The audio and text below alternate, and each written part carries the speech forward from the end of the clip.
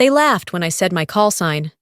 The general didn't even flinch, just smirked, like the rest, because to men like him, I was no soldier, just Dorotha Whitaker, dragged in from the cold, a woman with no war left in her.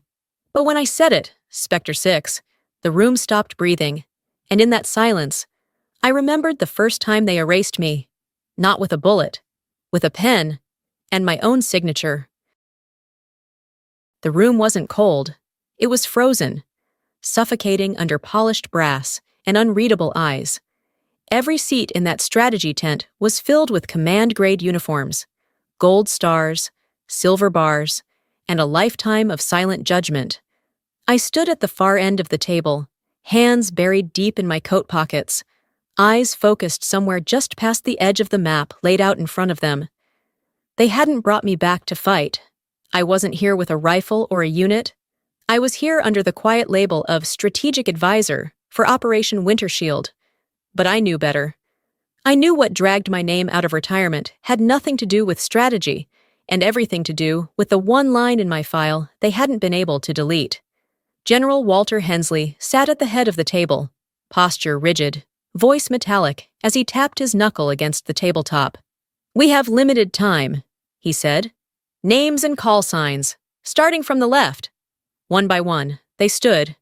Name, rank, unit, efficient, sharp, as expected.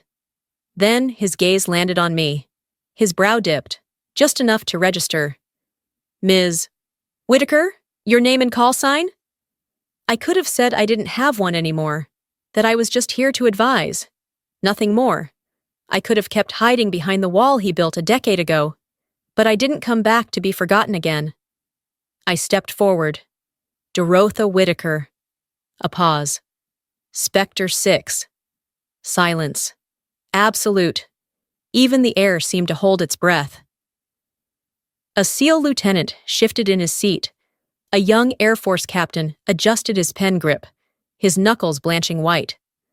Only Hensley's expression stayed still, but his jaw tensed, tight enough for me to see it. "Specter 6, he repeated, low and almost to himself. "Interesting." No one said Kandahar. No one dared. But I saw it in their faces.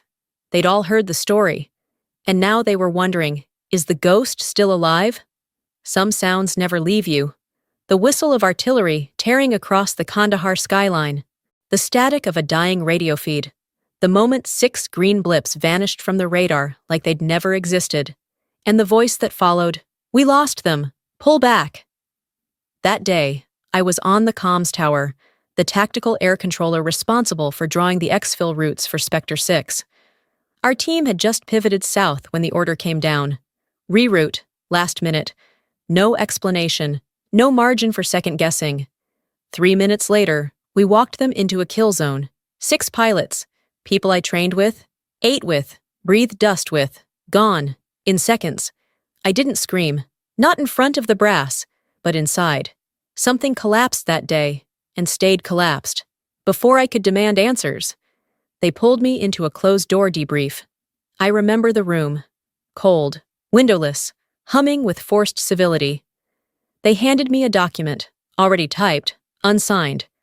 "For the sake of operational integrity," they said, "the Specter protocol never existed. You were never on that mission. Sign and go home."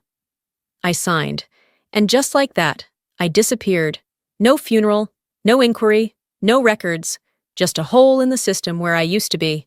Specter 6 became a rumor, a whisper without a name, a ghost with no grave. I live quietly now. Anchorage's outskirts are cold and gray. Fitting, I guess. I share a house with my father, a retired Air Force colonel who still sharpens his razors every Sunday, and my daughter, Amelia, who doesn't ask many questions anymore. She knows I served, but not how long, not where, not why I left. She's 17, smart, unforgiving. I stumbled across her anonymous blog once. She wrote about a mother who used to serve in war, but now hides from it, and from me. One line hit harder than any after-action report I ever wrote. She talks to ghosts more than she talks to me. I thought about telling her the truth. About Kandahar. About the pen I used to sign myself into silence. But instead, I just sat down, turned the dial on an old military radio, clicked through the static, and landed, like I always do, on frequency 6. The one no one uses anymore. The one no one remembers but me. Some things are colder than ice, like contempt dressed in decorum, like the way junior officers glance at you with polite dismissal, as if you were a political favor tossed down from someone's office in the Pentagon. Winter Shield had been activated in full force after several anomalies hit the Arctic Missile Defense Network. Suspected signal interference, maybe even a direct breach. Tensions were high. Every screen pulsed with red dots and threat levels. They assigned me to the Tactical Advisory Team. Translation: I was supposed to sit quietly in the back of the room, observe, and stay out of the way, so I did. Until I saw it. A frequency spike, small, buried deep inside the data logs, 7.2 Hz. No one would have noticed it, but I had built it, used it. It was a backup signal routing method we used with Specter teams during close-quarters extractions, designed to slip under enemy detection at ground level. I stared at the pattern. My own pattern, Specter protocol. And it was repeating, precisely. This wasn't random interference. Someone had recreated it. I flagged it and brought it to Lieutenant Colonel Green, a clean-cut Air Force prodigy who probably still had his ROTC lanyard tucked somewhere at home. He barely looked up. "Probably echo noise," he said, tapping keys. "We have real threats to monitor, Ms. Whitaker." They all went back to their screens. I stayed staring at mine.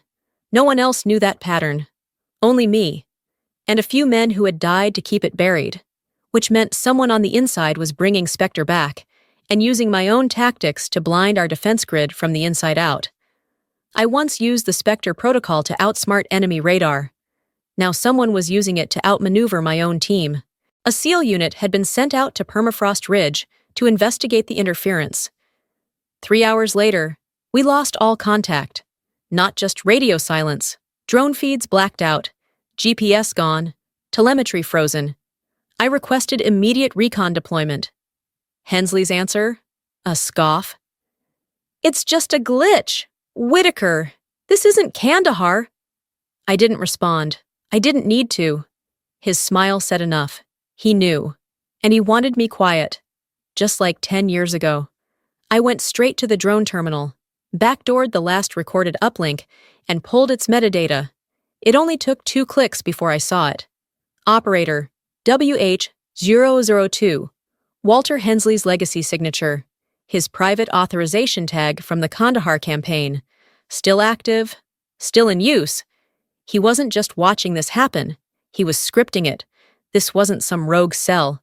This was him, recreating the fall of Specter 6. Only this time, I wasn't meant to come back alive. I didn't wait for permission. I reached the comms hub and rerouted to the internal uplink relay, where I ran straight into a voice I knew better than my own. "Mom!" "Amelia?" Her voice cracked on the line. She was working the signal tower. Somehow, she'd seen it too. "I saw the pattern," she whispered. "Specter protocol, right?" It popped up and disappeared. Someone deleted it from the logs. I thought I was seeing things. "Stay on frequency 6, I said. "I'll explain later." A pause. "You're still Specter 6? I didn't answer. I didn't need to. That night, I joined the strike convoy heading into Permafrost Ridge. The temperature was 10 Fahrenheit. Wind cut through our gear like knives. Antenna cables snapped like string in the gusts. But I carried something colder than the air around us. The truth. The snow was falling like stone. Heavy, relentless. Visibility, gone. Signal, nearly dead. But underneath the static, beneath the crackle of failing comms, I heard it, faint, rhythmic, click, click, click. Specter code, but reversed. That meant one thing. Trap. We moved low across the ice field, guided only by distorted loops. Ghost signals meant to lure, confuse, Disorient. I had designed that pattern once to deceive enemy radar in Kandahar. Now, it was being used to turn American soldiers into targets. Just before we lost signal entirely, I caught a data packet, sloppy encryption. The origin wasn't external. It came from inside the base. Someone was feeding false coordinates from Eielson. Someone who knew how the Specter triangle worked, because they'd seen it before. I didn't have proof, not yet. But I didn't need a name to know where the chain of command ended. We reached the coordinates. Silence. No feedback. No return ping. Then I saw the drone, circling high, and then an explosion. The blast hit our left flank. 3 men down. The ambush had begun. I didn't wait for panic to set in. Low crawl, zigzag, cover spacing. Delta 3, move wide. I go up. Specter triangle. You've read the file. No one asked why I knew the terrain better than our own maps. No one objected. I moved through that battlefield like I'd never left it. Then came the final confirmation. I hijacked the drone's control link. It wasn't AI. Manual override. Human-controlled. The attack file guiding the drone had a name. Recreate Kandahar. Clear loose end. I was the loose end. This wasn't warfare. It was a calculated execution, and I was never supposed to walk out of that snowfield alive. I flipped the comms to manual override. Frequency 6. The legacy channel only Spectre teams had ever used. Buried.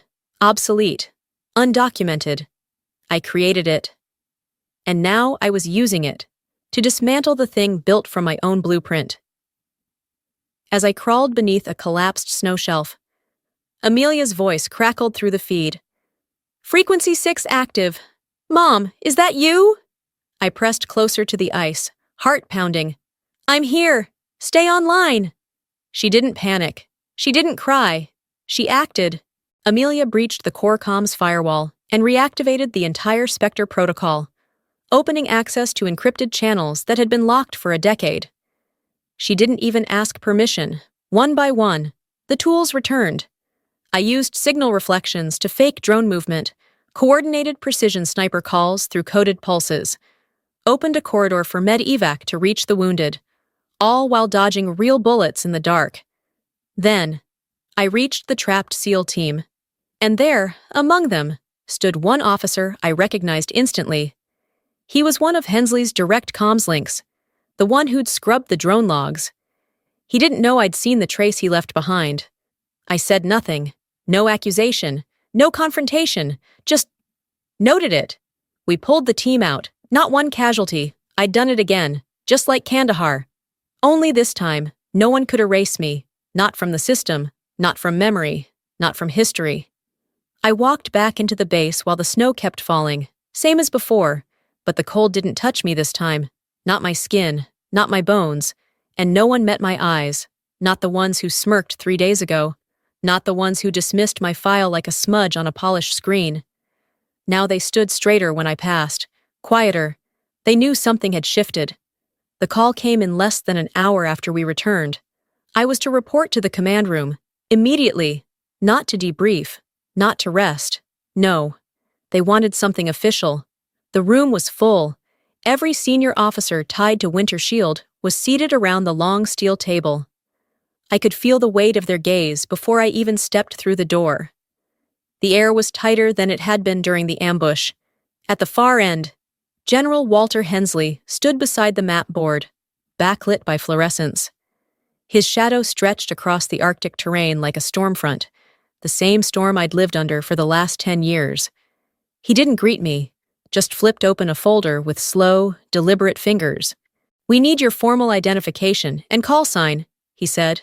"For the record this time." I didn't need to check the folder, didn't need to stage anything for effect. I stepped forward. My voice was steady. Dorotha Whitaker. A breath. Just one. "Call sign, Specter 6. The pause was instant. No whispers. Just a beat of silence that struck harder than any bullet. A young colonel at the far end of the table blinked hard, leaned forward. "Specter 6? That's real?" He wasn't mocking. He was stunned. Because in his class at the academy, Specter 6 was a combat myth, a tactical ghost used in exercises to explain impossible saves, unverified outcomes, stories that didn't add up on paper. And now the ghost was standing in front of him, breathing the same air. I looked at Hensley. His jaw twitched, but he said nothing. "I was there when you buried the names, sir," I said. "But ghosts don't stay buried forever." No one moved. No one corrected me. The silence that followed wasn't cold. It wasn't hostile. It was respect, the kind that doesn't need applause, the kind that only arrives when every lie in the room is forced to sit down and shut up. That was the moment the story ended, not the story they'd written. Mine.